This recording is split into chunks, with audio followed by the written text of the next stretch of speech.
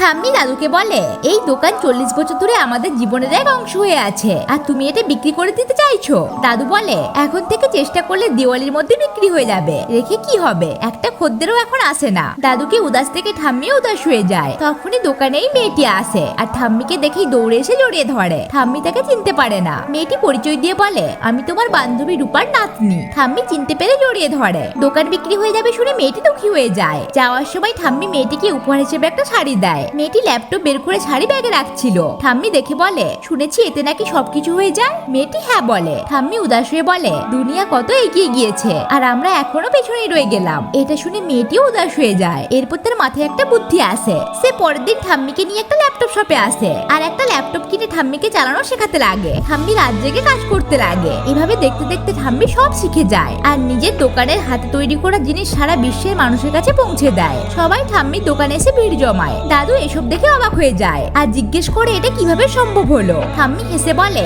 আগে আমাদের একটা দোকান ছিল, এখন দুটো, একটা এটা আর একটা এর মধ্যে। সবকিছুই মিষ্টি মেয়েটির জন্য সম্ভব হয়েছে। দাদু ভীষণ খুশি হয়ে যায়, আর মেয়েটিকে প্রাণ খুলে আশীর্বাদ করেন।